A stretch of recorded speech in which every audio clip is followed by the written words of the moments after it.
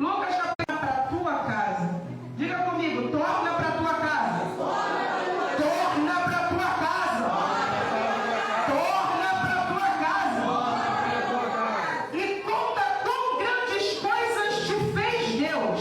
E ele foi apregoando por toda a cidade com grandes coisas Jesus lhe tinha feito. Senta dando glória misturado com aleluia.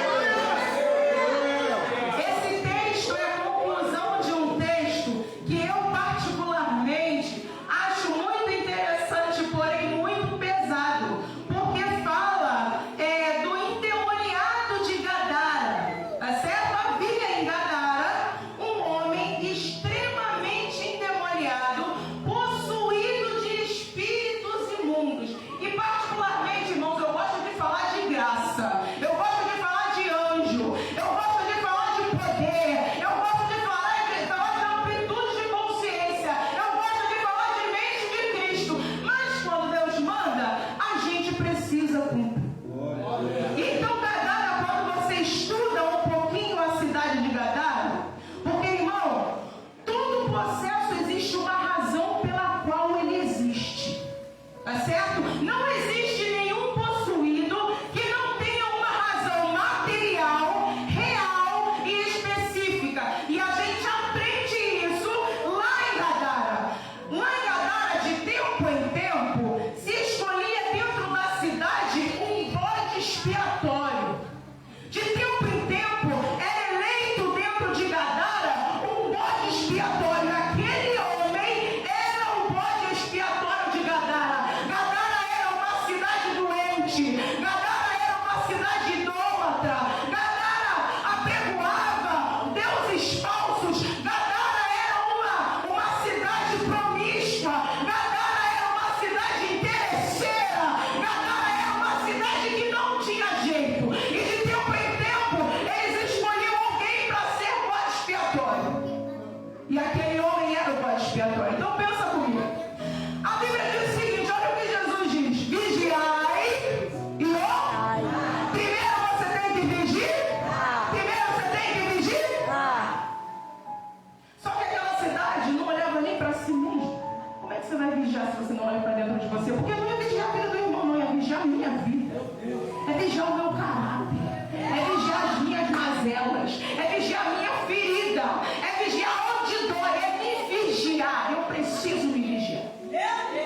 E quando você não se vigia, quando você não sabe o seu buraco, quando você não sabe a sua brecha, porque querendo ou não, irmãos, todos nós temos brechas, todos nós temos buracos, todos nós temos questões mal resolvidas. Ah, se não fosse o Espírito Santo de Deus para brindar a minha alma e a sua. Mas a diferença do Espírito de Deus é porque a gente sabe onde está a brecha e a gente vigia. O Espírito Santo mostra para você qual é a sua brecha. Ele mostra para você qual é a tua fraqueza. Ele mostra para você aonde você precisa estar vigilante. E aquele povo não vigiava as suas brechas, não sabiam nem aonde estavam. Só que uma brecha aberta sem vigilância, o que acontece? O espírito imundo entra. E aí quando o espírito imundo entra, ao invés de eu buscar o sangue de Jesus, ao invés de eu buscar a proteção de Deus, ao invés de eu me consertar, me curar, me tratar, não. É muito mais fácil dizer assim: o espírito imundo está em mim.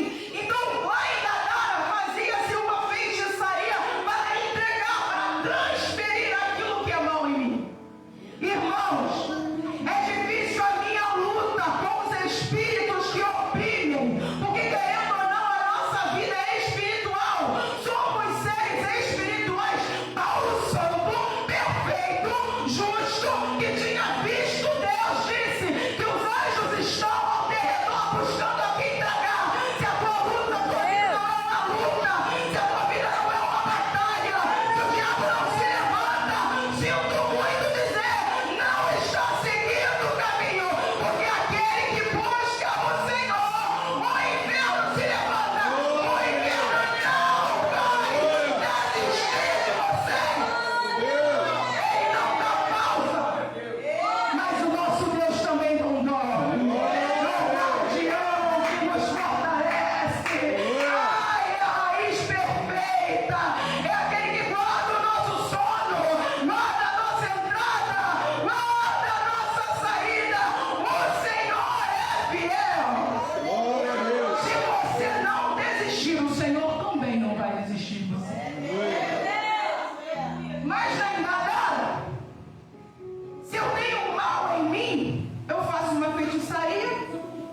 jogo para aquela pessoa. Aí a outra pessoa tem o mal, ela vai e faz um feitiço lá, né? Na porta lá do cemitério e joga. E aquele homem não carregava só o mal dele, ele carregava o mal de uma cidade inteira.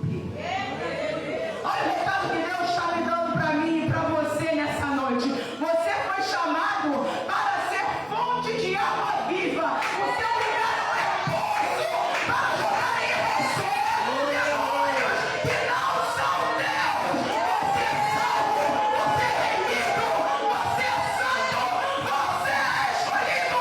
Pode ser poço de demônios que oprimem você. Isso não é céu. E não é só em espírito imundo, não, irmão. Pensamento que te oprime, que não é seu. É palavra que te oprime, que não é sua. É realidade que te oprime, que não é seu. É problema que te oprime, que não é seu. Deus não te chamou para ser poço de espírito, de ideia, de palavra imunda. O Senhor te chamou para ser fonte de água viva. Que jorre paz, que jorre paz, que jorre amor, que jorre confiança. Aleluia, glória a Deus. Glória a Deus. E aquele homem, ele era vítima daquela cidade. E aí Jesus atravessa o mar inteiro só para olhar aquele homem. Jesus chega. Porque querendo ou não, irmão, existem coisas que acontecem na nossa vida só para que você entenda a autoridade de Jesus sobre a tua vida. Existem lutas que te atormentam de madrugada. É só para você ter uma experiênciazinha com esse Deus. Que quando você fala assim, bate em retirada em nome de Jesus, você vê a coisa clarear, você vê a coisa acontecer, você vê o ambiente mudar, porque o poder está no nome de Jesus. O poder não está em mim, o poder não está na minha confiança, o poder não está na minha intelectualidade, o poder está no nome de Jesus. O nome que é sobre todo nome, e toda boca confessará que Jesus é o Senhor. Jesus é o Senhor, inclusive, dos espíritos imundos. Aleluia! Então, o Senhor dos espíritos imundos e de todas as coisas, porque Ele manda em tudo, Ele governa em tudo. Glória! Ele é poderoso. A Bíblia diz que abaixo do estrado dos teus pés estão todas as coisas. Aquilo que para mim é um problemão, aquilo que para você é poderosão, aquilo que você é uma coisa terrível. A Bíblia diz que tudo isso está embaixo dos pés de Jesus. Eita Deus! Esse é o poder do nome que você carrega. Esse foi o nome que te salvou, te redimiu e te libertou.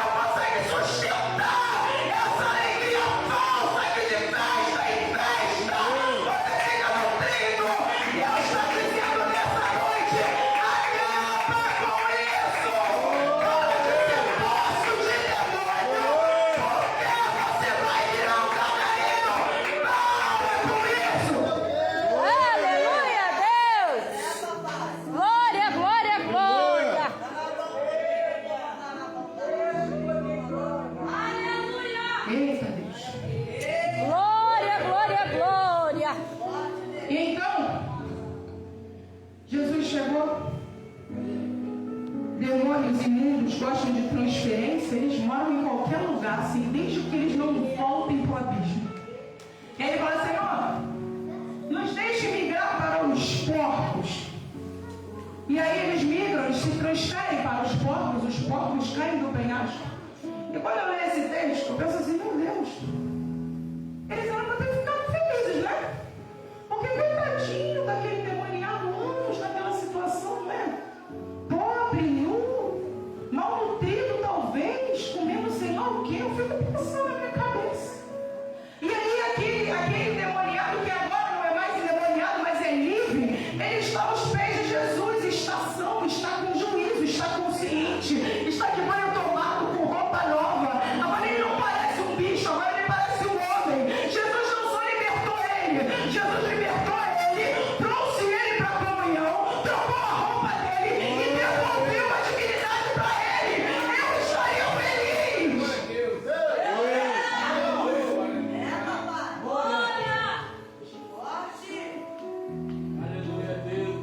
Cuidado com a sua dignidade.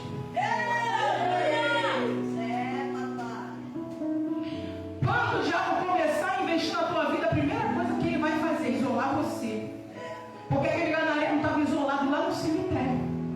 E a Bíblia diz que eles prendiam ele com grilhões para ele ficar preso num lugar. Só que o demônio queria afastar ele para bem longe. Então quebrava os grilhões dele e levava ele para o deserto. Quando o diabo tiver investido na sua vida, escute o que eu estou falando para você. A primeira coisa que ele vai tentar fazer é isolar você. Não se isole. Vai para a igreja, vai para a casa da mãe, vai para a casa do pai. Busca um monte, busca um culto, busca uma revelação, busca uma consagração, busca um culto no lar. Eu não sei o que é que você vai fazer, mas não se isole. Você sozinho é mais fraco. Você sozinho é mais fraco. Não se isole. A segunda coisa que o diabo vai tentar fazer é roubar a tua dignidade. Vai começar a mostrar para você que banho não é legal, que o ambiente organizado não é legal, que manter a estética não é legal, que comer bem não é legal, que se relacionar não é legal. Em nome de Jesus, não permita que Satanás roube a sua dignidade humana. Meu Deus. Mantenha-se humano. Meu Deus. Aleluia, Deus. Glória a Jesus. Aleluia. Glória, glória, glória, glória. Espírito da E verdade. aí aquele homem estava lá liberto, em comunhão e com dignidade humana aos pés de Jesus. Aleluia. A palavra diz que o povo temeu. Só que quando eu estudo a política de Gadara, presta atenção, o porco naquela época era considerado como poupança. Antigamente não tinha banco, tá? Não tinha, guardei o dinheirinho, vou lá e vou botar na poupança. Não tinha. Se eu tivesse bem sobrando, se naquele dia a minha colheita fosse muito boa, eu comprava porcos. Porque porco dura muito tempo, é fácil de alimentar. Você quem gosta, manuseia porco, você pega ele, bota dentro de uma lata com óleo, aquilo dura, ó tempão, dificilmente está. E por causa da opressão daquele gadareno, tinha gente prosperando. Olha só, enquanto aquele gadareno carregava sobre as suas costas o espírito imundo daquela cidade produzia pouco. E olha o que Jesus mostra para mim e para você. O que você tem para mim não vale nada. O que vale para mim é o que você é. Eu não sei quanto você tem na conta. Eu não sei quantos porcos você tem. Eu quero dizer para você que nada é mais importante do que a sua alma. E quando Jesus chega em Gadara e mostra aquele povo que o que importa para Jesus é a alma daquele homem, que ele vale muito mais do que 30 porcos, aquela cidade se assusta. Então a cidade se assusta. Aleluia. Para que Jesus vá embora. Me lembro de um texto em Atos, se eu não me engano, capítulo 17. Havia uma menina e ela também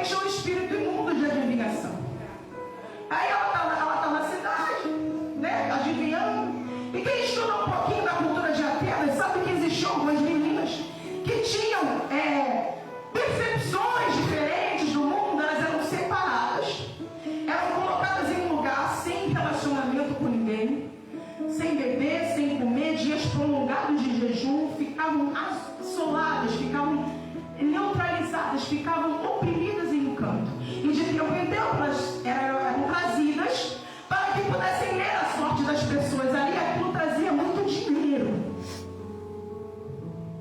Meu Deus.